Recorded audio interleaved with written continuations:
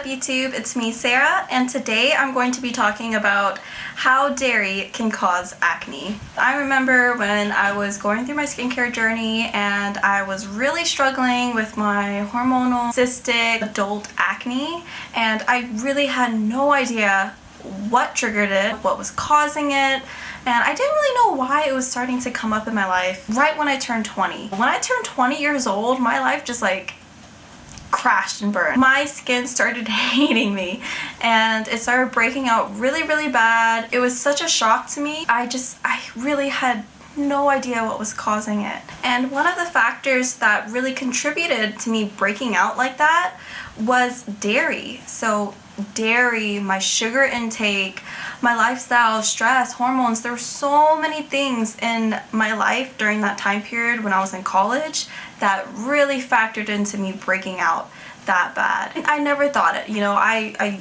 loved to drink milk, I loved cheese pizza, ice cream, I loved all the really great food. I didn't know that every time I was consuming milk or dairy that it was really messing with my hormones.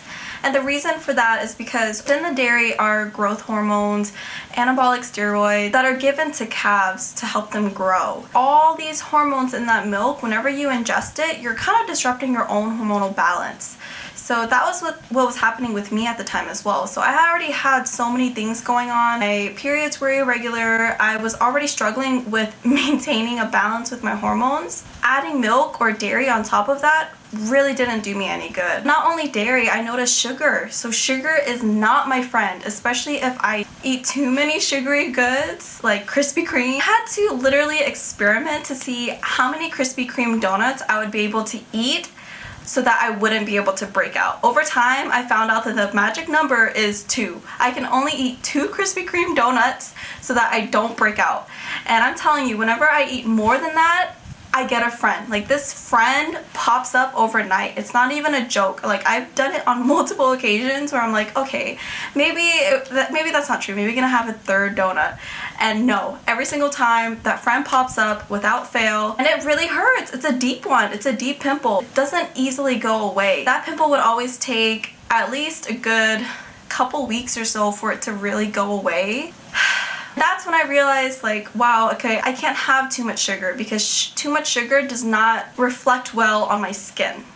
Sugar, dairy, all of that. I'm not the same as I was when I was a teenager. That's all I'm gonna say. I'm very sensitive to changes, and that's just what my body's going through right now. I just embrace it and I just try to understand it and find other ways to really care for myself. And over time, after I started kind of finding ways to relieve the stress in my life, whenever my periods started kind of balancing out a little bit more, I got rid of a lot of factors that made me really unhappy, I feel. Whether that was friendships, relationships, whatever it was, I really started taking care of myself. I started noticing differences in my skin. When I changed my products as well, skin started healing. Nowadays, because I went through that period of experimenting, trial and error, I found out that I can still have dairy. So I haven't completely eliminated dairy from my diet, but I can only have it in small doses. So if I have a cheese pizza